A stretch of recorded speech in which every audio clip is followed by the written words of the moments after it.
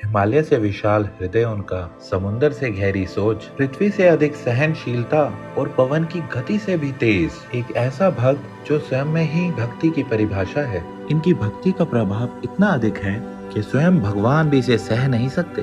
भक्ति की हर सीमा पार करने वाले उस भक्त को भगवान श्री राम ने यह वचन दिया था कि वह जब भी अवतार लेंगे तब वह उन्हें दर्शन अवश्य देंगे। और तभी से वहाँ राम भक्त इस संसार में भगवान श्री राम का सुमिरन जहाँ कहीं भी होता है वह वहाँ अवश्य पहुँच जाते हैं। दोस्तों, आज के इस वीडियो में इस ब्रह्मांड के सबसे बड़े भक्त श्री हनुमान जी की कथा सुनाने वाला हूँ, जिसमें यह बताऊंगा कि एक ऐसी परी थी जिन्होंने हनुमान जी को देखते ही पहली नजर में पसंद कर लिया था और वो प्रेम में बह गई थी। और भगवान श्री राम के शरीर त्यागने के बाद हनुमान जी कहाँ गए, और अंत में यह भी बताऊंगा कि किस प्रकार की भक्ति करने से आप भगवान के लिए अत्यंत विशेष और महत्वपूर्ण बन जाओगे।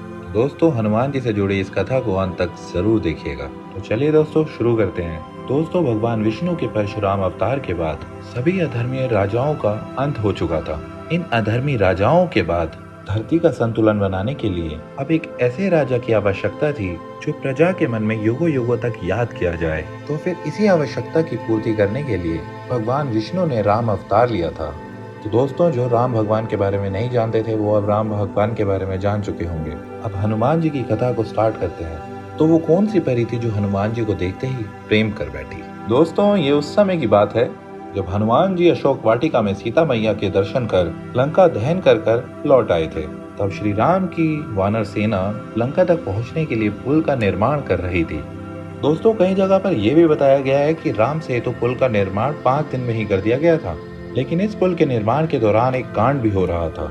एक स्वनमचा नामक जलपरी जो कि रावण की सेविका थी, रावण के कहने पर वह जलपरी निर्माण होते उस पुल में से रात्रि के समय एक एक करके पत्थरों को निकालती जाती। यह घटना तकरीबन 3 दिन तक चली थी। पहली बात तो यह थी कि पुल में निर्माण हुए पत्थर कैसे गायब हो रहे हैं, वानर सेना को कुछ समझ नहीं आ रहा था। तब हनुमान जी रात में पहरा देने लगे। फिर कुछ ही देर बाद हनुमान जी ने उस जलपरी को रंगे हाथों पकड़ लिया। दोस्तों, आज के समय में अगर कोई गलत काम करते पकड़ा जाता है तो वह कांपने लगता है, लेकिन उस समय जब हनुमान जी ने उस जलपरी को रंगे हाथों पकड़ा तो वह बिल्कुल भी नहीं डरी और हनुमान जी के दिव्य और विशाल रूप के प्रति इतना आकर्षित हो गई कि वह हनुमान जी से प्रेम कर बैठी। और हनुमान जी ठहरे बाल ब्रह्मचारी, जिनके कण कण में श्री राम और सीता मैया के प्रति भक्ति झलकती है। दरअसल स्वनमचा जलपरी ने श्री हनुमान जी के रूप से प्रेम किया था। तो फिर हनुमान जी के समझाने के बाद उस जलपरी ने फिर किसी तरीके की बाधा उत्पन्न नहीं करी। और दोस्तों, ये कथा हमें थाईलैंड और काम्बोडियन की रामायण में भी मिलता है।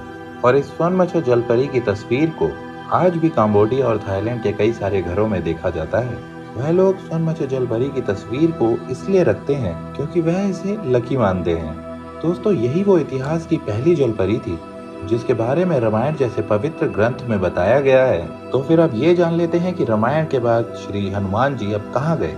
दोस्तों, उस समय हमारा भारत देश काफी बड़ा हुआ करता था।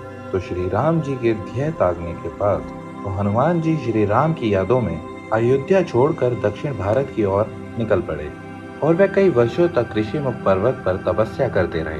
दोस्तों, हनुमान जी को यह स्थान अत्यंत प्रिय था क्योंकि वह इसी जगह पर पहली बार भगवान श्री राम और लक्ष्मण जी से मिले थे।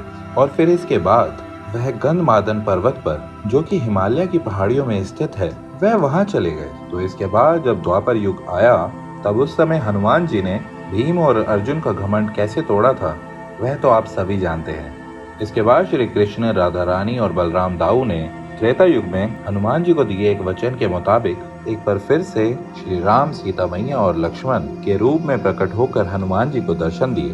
दोस्तों, इसके बाद हनुमान जी के बारे में कई सारे देशों में प्रचलित कथाएं देखने को मिलती हैं। जैसे चाइना में मंकी किंग नाम से एक कथा है, और ऐसे ही काम्बोडिया, थाईलैंड, वियतनाम और अमेरिका की मुख्य माया सभ्यता वह भी हनुमान जी की तरह आकृति वाली मूर्ति की पूजा करते हैं।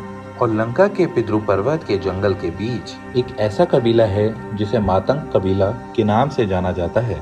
यहाँ के लोगों का दावा है कि उन लोगों की भक्ति से प्रभावित होकर हनुमान जी ने उन्हें दर्शन दिए थे और उस समय वे हनुमान जी की बहुत सेवा भी करे थे। और उन्हीं की सेवा से प्रसन्न होकर हनुमान जी ने उन्हें आत्मज्ञान दिया था। और दोस्तों, आपको बता दें कि आत्मज्ञान वो विज्ञान है जिससे भूत, भविष्य और वर्तमान का पता चल जाता है। और फिर उस कबीले के लोगों ने हनुमान जी से प्रार्थना कर आग्रह किया कि वह समय समय पर वापस लौटकर आते रहें और उनकी आने वाली पीढ़ियों को भी इस आत्मज्ञान का बोध प्रदान करते रहें।